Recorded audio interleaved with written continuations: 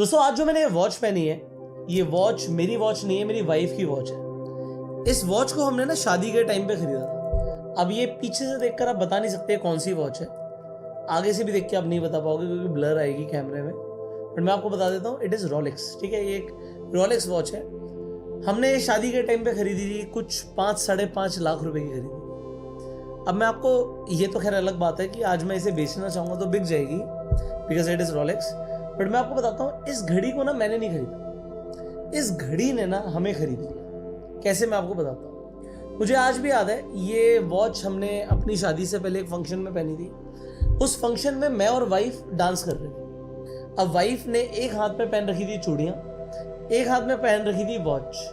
अच्छा, मेरे एक हाथ में ब्रेसलेट था, एक हाथ में वॉच थी। हम डांस कर रहे थे और मुझे याद है कि अचानक से कुछ ऐसा होता है कि हाथ लगता है और इस वॉच के ऊपर एक स्क्रैच आ जाता है। आपको दिख नहीं रहा होगा, इसके ऊपर एक छोटा सा स्क्रैच यहाँ पर, बिल्कुल एग्जैक्टली ग्लास के ऊपर। अब ये होता है सफायर ग्लास है, आप लोग कहेंगे आप बफिंग करा सकते हो, बट एनीवेज पे एक स्क्रैच आ गया। जिस दिन से इस घड़ी पे स्क्रैच आया, मेरे पास एक और भी रोलेक्स है। हमने शादी के टाइम पे 2 रोलेक्स खरीदी थी। तो अब आप बोलोगे यार ये तो वीडियो है लुक पुअर और हम रोलेक्स की बात कर रहे हैं। मैं आपको कुछ अपने एक्सपीरियंस से बता रहा हूँ। इस घड़ी को मेरी वाइफ ने 10 बार भी नहीं पहना, नॉट इवन 10 टाइम्स। हमारी शादी को 6 साल हो चुके हैं। 6 साल में मेरी वाइफ ने इस घड़ी को 10 बार भी नहीं पहना। मैंने सोचा आज पहन लेते हैं। अब पहली बात तो मैंने आपको बोला, ये जब घड़ी हमने खरीदी, इस घड़ी को हमने नहीं खरीदा, इस घड़ी ने हमें खरीदा। कैसे? अब इस घड़ी का बहुत ध्यान रखना पड़ता है। इस घड़ी को हम एक अच्छी सी ड्रॉर में रखते हैं, इसके बीच में कुशन रखते हैं। ये घड़ी के ऊपर और दोबारा से कोई स्क्रैच ना आ जाए। इनफैक्ट और भी अगर मेरे पास कोई महंगी घड़ी है, हमें उसे बहुत ध्यान से रखना पड़ता है। मेरी वाइफ कहीं घूमते हुए गलती से भी रोलेक्स नहीं पहनती। उसे डर होता है मैं कहीं घूमने जाऊंगी, मैंने लापरवाही कर दी, ये इस पे स्क्रैचेस आ गए, अच्छी नहीं लगी तो फिर नुकसान हो जाएगा। तीसरी चीज़, हम कहीं अगर महंगी घड़ी पहनकर जाते हैं तो किसी होटल के लॉकर के अंदर बड़े ध्यान से इसे रखते हैं। तो आप देखो ये घड़ी हमारी कितनी अटेंशन ले रही। क्या घड़ी को इतनी अटेंशन देनी चाहिए? आंसर है नहीं। बट क्योंकि ये एक्सपेंसिव है, ये दूर से टाइटन टाइमेक्स जैसी दिख रही है 1000-2000 वाली घड़ी, बट मैंने आपको इसकी वैल्यू बताई। अब यह कितने की आती है? उस पर 7-8 लाख की आती होगी, अभी नहीं। बट पॉइंट इज दिस कि इस घड़ी की वैल्यू हम डिफाइन कर रहे हैं, और क्योंकि हमें पता है इसकी इतनी ज़्यादा वैल्यू है, हम इसे टाइम दे रहे हैं। तो आप जब भी कोई महंगी चीज़ खरीदेंगे ना लाइफ में, आपको उसे संभाल के रखना पड़ेगा, है ना। आपने एक महंगा फ़ोन खरीदा, आपको उसे संभाल के रखना पड़ेगा। उस पर आप एक स्क्रीन गार्ड लगा के रखोगे, स्क्रैच ना आ जाए। मैं कवर नहीं लगाता हूँ क्योंकि मैं ध्यान से रखता हूँ, अदरवाइज लोग कवर लगा के रखते हैं फ़ोन में कि गिर ना जाए, कोई प्रॉब्लम ना हो जाए। आप कोई महंगी गाड़ी खरीदते हो, आपको डर होता है स्क्रैच ना आ जाए। आप अपनी गाड़ियों का, अपनी एसेसरीज का, अपनी चीज़ों का ध्यान रख रहे हो।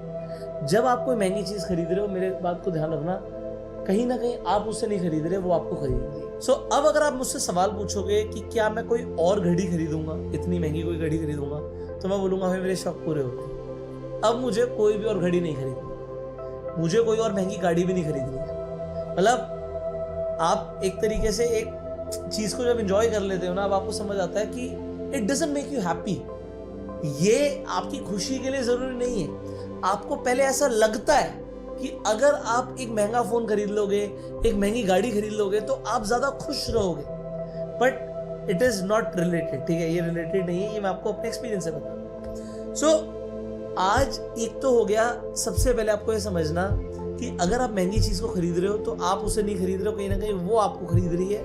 ये थोड़ा सा ध्यान रखना। इसके बाद मैं आपको ना अपने एक फ्रेंड के बारे में बताना चाहता हूँ। एक मेरा फ्रेंड था, मतलब अभी वो मेरे साथ कनेक्शन में नहीं है। हमारी दोस्ती कुछ 5-6 साल चली।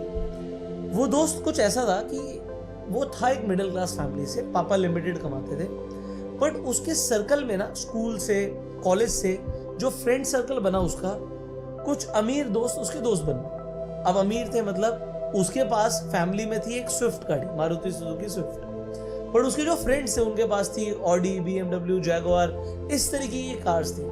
अब वो सर्कल में जब जाता था, ये करता क्या था, कुछ ना कुछ साइड इनकम अर्न करता रहता था, बट कभी ऐसा ना लगे कि मेरे पास पैसा नहीं है, तो कहीं पर भी जाएगा मान लीजिए 2000 का बिल आया तो 1000 रुपये तुरंत देता था। किसी फ्रेंड की शादी में जा रहा है या किसी फ्रेंड की बहन की शादी में जा रहा है तो क्या करता है कि पैसे उड़ाएगा 500-500 के नोट। मैं भी देख के हैरान था क्योंकि मुझे पता था कि यार इसकी ना इंटरनल हालत तो इतनी ठीक नहीं है। आई नो कि ये मिडिल क्लास फैमिली से है, बट यार ये कर क्या रहा है, ये हर बार क्या करता है, मतलब ऐसा ना दिखाए कि मैं एक मिडिल क्लास फैमिली से आता हूँ तो पूरा खर्चा करता है, तो जो इसके पास है वो सारा उड़ा रहा है, जो मुझे दिख भी रहा है। एक आधा बार मैंने उसे टोका भी, बट वो क्या करता था, जो भी वो कमाता था वो खर्च कर देता था। एक बार क्या हुआ कि उसके घर में कोई इमरजेंसी आई, वो मेरे पास आया और कहता भाई पुष्कर कुछ हेल्प चाहिए पैसों। अच्छा मैं आपको बता दूं, मेरा रूल है कि मैं किसी को भी वैसे पैसे नहीं देता हूँ, मैंने रूल बना रखा है, आप भी बना लेना, आपको काम आएगा। बट मुझे पता नहीं क्या लगा, मैंने कहा यार ये दोस्त जो है ये कभी पैसे रखता तो है नहीं, और लाइफ में इसने पहली बार पैसे मांगे हैं, इससे पहले कभी ऐसा हुआ ही नहीं। क्योंकि पहले हमारा भी अगर कोई हिसाब होता था, कोई खर्चा हो गया और मुझे याद भी नहीं है तो ये याद दिलाता था कि उस दिन हम गए थे, इतना खर्चा हुआ था, तो ये पकड़ पैसे। तो उसने मुझसे कुछ पैसे लिए। अब वो पैसे लेने के बाद वो मेरा फोन ही नहीं उठा। अब मैं भी यार पैसों के लिए क्या ही फोन करूं, बट पॉइंट ये है कि एक पैसों की वजह से आज एक रिलेशन खत्म हो गया। अगर वो मेरे कनेक्शन में रहता तो शायद मैं उसकी 50 चीजों में और हेल्प कर सकता था। बट पॉइंट आप ये समझो कि अगर आज आप ये गलती कर रहे हो, आप लिमिटेड कमा रहे हो, आप एक मिडिल क्लास फैमिली से आते हो, और अगर आप खुला खर्चा करोगे तो कल के बारे में अगर आप नहीं सोचोगे तो बुरा मत मानिएगा, बहुत सारे लोगों के कनेक्शंस वो मेरे फ्रेंड जैसे हो जाते हैं जो फिर लोगों के फोन नहीं उठाते। ये प्रॉब्लम है। सो आपको क्या समझना है इस वीडियो में कि हमें एक लेवल लाइफ नीचे जीना, जिस भी स्टेटस पर हम हैं उससे एक स्टेटस नीचे जीना है, और उसका फायदा क्या होगा आई विल टेल यू, मैं आपको बताऊंगा, ठीक है। So I try to tell you everything step by step. सबसे पहले समझते हैं, बहुत बेसिक चीजों से शुरुआत करते हैं। आज आप अपने एक बार वार्डरोब खोलो, आपके पास जितने भी कपड़े हैं, आप मुझे एक बात बताइए, उनमें से कितने कपड़े आप रिपीट पर पहनते हो और कितने कपड़े आप बहुत कम या कभी नहीं पहनते। मैं आपको बता देता हूं, यहां पर 80-20 रूल अप्लाई होता है, जिसे बोलते हैं परीटो प्रिंसिपल। हमारे 20% ऐसे कपड़े होंगे, अगर आपके पास 100 कपड़े हैं या आपके पास अगर 10 कपड़े हैं तो 2 कपड़े आप बार बार पहनते हो और 8 कपड़े आप कम पहनते हो। मतलब ऐसे 20% कपड़े ऐसे हैं जो आप 80% टाइम पहनते हो, और 80% ऐसे कपड़े हैं जो आप सिर्फ 20% पहनते हो। आप शूज का एग्जांपल ले लो, आपके पास 2, 3, 4 जोड़ी शूज हैं, बट आप 1 या 2 शूज ही बार बार रिपीट करते हो, ऐसा क्यों? और ये जो प्रिंसिपल है ना, ये हमें ये बताता है कि अगर हम बार बार चीजें खरीद रहे हैं, हमें कोई चीज थोड़ी सी अच्छी लगती है, उस वक्त हमारे जेब में पैसे होते हैं, हम खरीद लेते हैं, बट उसकी अपॉर्चुनिटी कॉस्ट क्या है ये मैं आपको आगे बताऊंगा।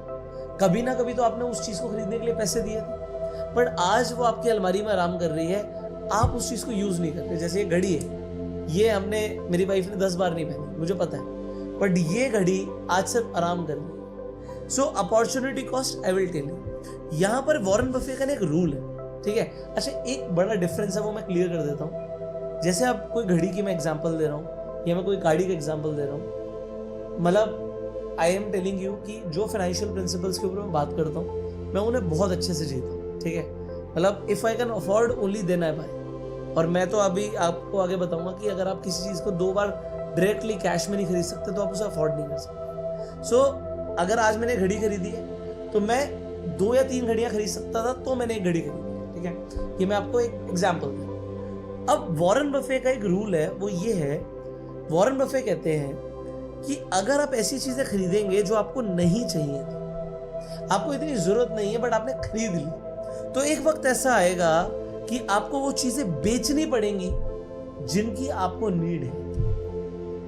अगर आप ऐसी चीजें खरीदेंगे जिसकी आज आपको इतनी नीड नहीं है, बस चाहते चलो ले लेते हैं, तो फिर आपको अपनी जरूरत की चीजें बेचनी पड़ जाएंगी। तो थोड़ा सा ध्यान रखिएगा। अब यहाँ पर एक प्रिंसिपल आता है जिसे बोलते हैं वैल्यू इन्वेस्टिंग। मैं आपको एग्जांपल देता हूँ। यहाँ पर ये मेरे पास माइक है, ठीक है, दिस इज DJI 2। अच्छा इस माइक से भी रिकॉर्डिंग हो रही है, हमारा एक बफर का माइक होता है, इस माइक से भी रिकॉर्डिंग हो रही है, हमने इसे बफर के लिए रखा हुआ। सो जैसे मैंने बोला ये DJI 2 है। अच्छा DJI 3 भी आ चुका है, बट मैं आपको जेन्युइनली बताऊँ, मुझे इस माइक पे ना डिस्काउंट मिल रहा है। इस माइक पे मुझे 50% से ज़्यादा का डिस्काउंट मिल रहा था, और मेरे लिए था यार एक लेवल नीचे एडिशन खरीद लो, ये भी बढ़िया ही काम कर रहा है ना। सो इस पे 50% ऑफ मिल रहा है, जो लेटेस्ट मॉडल है उस पे ऑफ नहीं मिल रहा। और ये यार फोन के साथ भी होता है। अगर आज ये आईफोन 17 है, अभी आईफोन 18 आएगा, तो अगर आप आईफोन 16 खरीदो या आईफोन 17 भी खरीदो जब आईफोन 18 आएगा, तो आपको डिस्काउंट मिलेगा, आपको ऑफर मिलेंगे, आपको सस्ते में मिलेगा। आप बोलोगे बिल्कुल ऐसे ही होता है। और यार ये तो आईफोन है, सैमसंग या बाकी जितने ओप्पो वीवो जितने भी फोन है, अगर आप एक जनरेशन पहले का ले लो, सिर्फ एक कह रहा हूं, दो तो छोड़ दो, दो पर तो यार आपको 70% तक का ऑफ मिल जाएगा। अगर आप एक जनरेशन पहले का ले लो तो आपको एक बहुत बड़ा डिस्काउंट मिल जाता है। बट ज्यादातर लोगों को कैसे होता है, लेटेस्ट मॉडल। अब यार ये आपकी ना यूजेबिलिटी के ऊपर डिपेंड करता है। आप लेटेस्ट मॉडल ले रहे हो, but again can you afford that? क्या आप अफोर्ड कर सकते हो? तो ये आपको पूछना है। अगर आज आप एक साल पुराना कोई, एक जनरेशन पुराना कोई लैपटॉप ले लो तो आपको सस्ता पड़ेगा। अच्छा, गाड़ियों में भी ये चीज़ है। मैं आपको बताता हूँ, मेरे ब्रदर ने कार खरीदी तो शोरूम वालों ने उसे 2 ऑफर दिए। कहते भैया देखो ऐसा है कि एक मेरे पास मॉडल है दिसंबर 2024 और उसने 2025 में गाड़ी खरीदी थी, और एक मॉडल है 2025 जनवरी 2025। तो जो दिसंबर 2024 है उस पर हम आपको एग्जाम्पल के लिए 10% का ऑफ दे देंगे। 10% का ऑफ दे देंगे जो पिछले साल का मॉडल। यार 1 महीने पुराना मॉडल, पिछले साल का मॉडल नहीं है, 1 महीने पुराना मॉडल। और आरसी पर अगर आपके 15 साल लिखे गाड़ी के, तो जिस दिन रजिस्ट्रेशन कराओगे उस दिन से 15 साल शुरू होंगे। तो हमें क्या फर्क पड़ता है? पर लोगों को फर्क पड़ता है कि मॉडल चेंज हो जाता है। तो लोग मॉडल लेटेस्ट लेने के चक्कर में 10% एक्स्ट्रा दे रहे हैं। आपको ये रूल गाड़ियों पे भी अप्लाई होता है। तो हमेशा वैल्यू इन्वेस्टिंग करो। वॉरेन बफेट जब वैल्यू इन्वेस्टिंग की बात करते हैं तो सिर्फ स्टॉक मार्केट में ही नहीं, आप रियल लाइफ में भी देखो कि भैया वैल्यू चाहिए ओवर प्राइस। लोगों को लगता है जो चीज महंगी होगी वो ज्यादा अच्छी होगी। नॉट एवरी डे, ऐसा जरूरी नहीं होता। अगर आप एक जनरेशन पहले के इलेक्ट्रॉनिक्स ले लेंगे या कोई गैजेट्स ले लेंगे या गाड़ी ले लेंगे तो आपको सस्ता पड़ेगा। इसके बाद एक बहुत बड़ी चीज है, दैट इज EMI ट्रैप। मेरे हिसाब से ऑलमोस्ट 80% लोग आज की डेट में इंडिया में जो आईफोन खरीद रहे हैं वो EMI पे खरीद रहे हैं। EMI की फुल फॉर्म क्या होती है जरा कमेंट्स में बताइएगा, आपकी जनरल नॉलेज चेक करें। ये इजी मंथली इंस्टॉलमेंट नहीं होता, ठीक है। सो क्या होती है कमेंट में बताइए। अभी हो क्या रहा है, EMI लिए किस पे जा रही है? क्रेडिट कार्ड पे ली जा रही है। मैं डेटा चेक कर रहा था 2020 से लेकर 2024 के बीच में जो क्रेडिट कार्ड के डिफॉल्ट्स हैं वो 500% बढ़ चुके हैं। लोग क्रेडिट कार्ड पे ले तो लेते हैं बट उनसे क्रेडिट कार्ड की EMI भी नहीं भरी जा रही है। और ये डिफॉल्ट जो बढ़ रहे हैं ये आप लोगों के लिए बिल्कुल ठीक नहीं। मैं ये नहीं कह रहा कि क्रेडिट कार्ड यूज मत करो, बट यार ये वाला जो मेरा रूल है ना, इसे अप्लाई करो। If you can't buy anything twice you can't afford it. और ये हर उस इंसान के लिए है जिसके पास एक फिक्स्ड सैलरी या मंथली इनकम आ रही है। अब अगर वो लिमिटेड इनकम है तो जब हमारी सैलरी आती है तब हम अपने आप को बहुत अमीर समझते हैं। अच्छा, लोग ना चीजें पता है कैसे खरीदते हैं? मान लेते हैं ये फोन है, एग्जाम्पल 1 लाख रुपए का फोन है। लोग ये एग्जाम्पल दिमाग में नहीं लाते कि 1 लाख रुपए में अफोर्ड कर सकता हूँ नहीं कर सकता। वो ये सोचते हैं इसकी EMI कितने की बनेगी, इसकी EMI अच्छा 5,000 10,000 की बन जाएगी, ठीक है जी 5,000 रुपए की EMI मैं अफोर्ड कर सकता हूँ। तो आप 1 लाख का फोन अफोर्ड नहीं कर सकते हैं बट आप 5,000 की EMI अफोर्ड कर सकते हैं। दोस्तों मैं जो यहाँ पर बोल रहा हूँ ना कि अगर आप 2 बार अफोर्ड कर सको तो मैं ओवरऑल वैल्यू की बात कर रहा हूँ। इसके बाद आ गया इंडिया के अंदर वेडिंग ट्रैप। अच्छा, मैं आपको अगेन एक एग्जांपल देता हूँ। मेरे ऑफिस का एक कलीग है। अब ऑफिस में किसी ने मुझसे पूछा कि सर इस नवंबर को ना मैं अपनी शादी प्लान कर रहा हूँ, आपको ज़रूर आना है। मैंने कहा बिल्कुल आऊँगा। तो कहाँ प्लान कर रहे हो, कैसे प्लान कर रहे हो? अच्छा, मुझे उसकी सैलरी पता है कि उसकी जो सैलरी है वो 50,000 रुपये के कम है, मतलब 50,000 रुपीज़ के आसपास की सैलरी है। अब वो 50,000 की सैलरी में मैंने उससे पूछा कि शादी में कितना खर्चा होगा। कह रहा सर 9-10 लाख रुपए का तो खर्चा हो ही जाए। मैंने कहा अच्छा इतनी सेविंग्स है? कह रहा नहीं। मैंने कहा फिर कैसे होगा? कह रहा सर लोन के लिए अप्लाई किया है, लोन बस हो जाएगा और बढ़िया से मतलब हम शादी करेंगे। तो मैंने कहा लोन लेके शादी क्यों कर रहे हैं यार? मैंने उसे बोला, और हो सकता है अगर मैं ये जो आपको बताने वाला हूँ आपको बुरा लगे, बट मैंने उसे बोला तो कोर्ट मैरिज क्यों नहीं कर रहा? कहता सर कैसी बातें कर रहे हो, सब बहुत धूमधाम से शादी करते हैं, एक ही बार शादी होती है तो बढ़िया से करेंगे। मैंने कहा शादी किसके लिए कर रहे हैं? कह रहा शादी में तो रिश्तेदार आएंगे। फिर मैंने कहा रिश्तेदारों को क्या करना है? अच्छा, वो जो कलीग था वो बंगाली है, तो उसके यहाँ नॉनवेज खिलाया जाता है। तो मैंने उससे हिसाब किताब पूछा, तो उसने कहा कि ऐसे ऐसे नॉनवेज और ये सब पार्टी देनी पड़ेगी। मैंने कहा वेज खिला दे। कहता नहीं यार, बुरा मान जाएंगे, हमारे यहाँ बुरा मान जाते हैं कि वेज खिला दिया, नॉनवेज खाना है।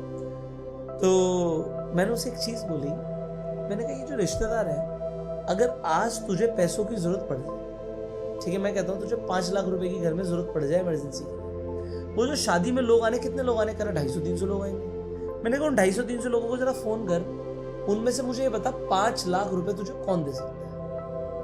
कहता सर मैं फोन क्या करूं, कोई देगा ही नहीं, कोई भी नहीं देगा। मैंने कहा चल 5 लाख छोड़, 1 लाख रुपए देगा? तेरा बहुत मुश्किल है, लाख रुपए भी नहीं देगा। मैंने कहा कोई तेरे को 1 लाख रुपए की भी हेल्प नहीं करेगा लाइफ में अगर तुझे जरूरत पड़ गई, और तू उन लोगों के लिए सोच रहा है कि मुझे तो इन्हें 3-3, 4-4 फंक्शन में बुलाना है, इन्हें बिठा के नॉनवेज खिलाना है, इनके लिए ये करना है, इनके लिए वो करना है। अरे शादी तू अपने लिए कर रहा है, थोड़े से पैसे बचा ले, बीवी के लिए ज्वेलरी बनवा दे और घुमाने ले जाओ उसे बढ़िया से हनीमून पर कहीं। भाई मैंने तो सजेशन दी। कहता नहीं सर, शादी तो सर वैसे ही होगी जैसे सबकी होती है। अब लोग ना अपनी पॉकेट नहीं देखते, वो लोन लेके शादी कर लेगा और उसके बाद शादी 1 दिन का अफेयर। चलो 3-4 दिन के फंक्शन है, 3-4 दिन तक आप अपनी वेडिंग के सेरेमनीज निकाल लें, उसके बाद वो आदमी 2 साल 3 साल तक लोन भरेगा, हो सकता है 5 साल तक लोन भरे। अरे यार उसे लाइफ में आगे बढ़ना है या पीछे की तरफ ही देखना है? मुझे तो ये समझ नहीं आया, and for me it is not a right advice. अब आप बोलोगे यार आपने भी कोर्ट मैरिज करी थी क्या? मुझसे भी पूछ सकते हो। यार देखो, अगेन पॉइंट आता है, क्या आप अफोर्ड कर सकते हो? मुझे क्या लोन लेने की जरूरत पड़ी? अगर मुझे लोन लेने की जरूरत होती तो मैं बिल्कुल नहीं करता। मैं सच बता रहा हूं, मैं कोर्ट मैरिज। अगर आज आपको लग रहा है आपके पास एक एनफ सेविंग्स है और शादी करने में आपका कोई बहुत बड़ा परसेंटेज में खर्चा नहीं आ रहा जितनी आपकी नेटवर्थ है, आप करो ना। आप अंबानी की तरह शादी कर लो। अंबानी ने कितनी लग्जरी वेडिंग करी ना अपने बेटे की। अब वो जितनी बड़ी लग्जरी वेडिंग थी ना, उसकी नेटवर्थ का 1% भी नहीं, नॉट इवन 1%। रिहाना को आकर नचवा दिया उसने और वो उसकी नेटवर्थ का 1% भी नहीं था। जो आप शादी में लगाने वाले हो वो आपकी नेटवर्थ का कितना परसेंट? अगर वो 5% से ज्यादा है तो मैं बोलूंगा यार थोड़ा सा खर्चा कट कर लो, आराम से कोर्ट मैरिज करो। वो जो लोग लाख लाख रुपए दे सकते हैं ना जरूरत में, बस उन्हें ले जाओ। और मैंने उसे साफ बोला था, एक छोटा सा रिसेप्शन थ्रो कर दे जिसमें एक अच्छे से रेस्टोरेंट में जो तेरे साथ के लोग हैं ना उनको पार्टी दे, खत्म। सो होता क्या, हम सोशल मीडिया पर देखते हैं कि वेडिंग इतनी धूमधाम से मनाई जा रही है, प्री वेडिंग इस लेवल पर हो रही है और हमें भी उसी लेवल पे शादी करनी है। यार तुम्हारी अपनी पॉकेट है, तुम्हारी अपनी बीवी है, तुम अपने हिसाब से खर्चा करो। मैं बस इतना बोलूं। इसके साथ साथ एक चीज और देखी मैंने कि आजकल ना लोगों के अंदर क्रेज बढ़ रहा है एसयूवी लेने का। वो थार लेनी है सबने, महिंद्रा की, चाहे आज कोई अफोर्ड कर सकता है नहीं कर सकता। एक थार मतलब एक एग्जांपल है, एंट्री लेवल के बाद तो फिर आप लैंड क्रूजर तक जाओ, कहीं भी जाओ, वो आपकी चॉइस है। बट आज की रेट में चाहे सड़कें कैसी भी हो, पानी कितना भी भर रहा हो, लोगों को हो गया कि एसयूवी खरीदनी है। अब ये एसयूवी जो आपको खरीदनी है मेरे भाई, बड़े ध्यान से समझना, मैंने स्टार्टिंग में बताया था, आप गाड़ी नहीं खरीद रहे। पहले बात तो गाड़ी आपको खरीदनी है, आपको उसको टाइम देना पड़ेगा, उस पर स्क्रैच ना लगे, उसको रोज साफ करना पड़ेगा, फिर उसकी मेंटेनेंस होगी, फिर हर साल उसका इंश्योरेंस होगा, आपका खर्चा बढ़ेगा। अगर आपको एक अच्छी एसयूवी में भी जाना है ना, मैं बहुत ज्यादा अच्छी की बात नहीं करूंगा, बट आजकल ना उबर ने ब्लैक चलाई, मैं प्रमोशन नहीं कर रहा हूँ, बट एक साफ सुथरी डिसेंट गाड़ी आती है। थोड़े से पैसे जरूर लग रहे हैं, बट आप अगर टोटल सेविंग्स चेक करोगे ना, आपको कितनी बार जाना होता है, कहाँ जाना होता है, भाई 5 मिनट के अंदर उबर आ जाती है। हर मेट्रो सिटी के अंदर 5 मिनट में आपको गाड़ी मिल रही है। अब 5 मिनट के अंदर अगर आपके पास गाड़ी आ रही है, एक शॉफर आ रहा है, आप आराम से पीछे बैठ के काम करो ना, आपको गाड़ी चलाने का भी कष्ट क्यों करना है? रोड पे वैसे ही इतना ट्रैफिक है। सो ये जो एसयूवी क्रेज आ रहा है कि हमें अपनी गाड़ी खरीदनी है, अरे जरूरत पड़ेगी, मैं कह रहा हूँ आपको कहीं पर भी जाना है ना, आज की रेट में जो रेंटल कार्स हैं अवेलेबल हैं, थोड़ा समझ के संभल के। मैं अगेन कहता हूं, अब ये आपको बुरा लग सकता है, बट मैं बिल्कुल क्लियरली बोलूंगा, ये सिंपल से एक रूल है, आप लिख लो, गांठ बांधो। आपकी जो कार है ये आपकी 1 साल की सबसे अच्छा लगेगा। फाइनली इस वीडियो को शेयर कीजिए, subscribe this channel, click on the bell icon. You go self made and जय हिंद।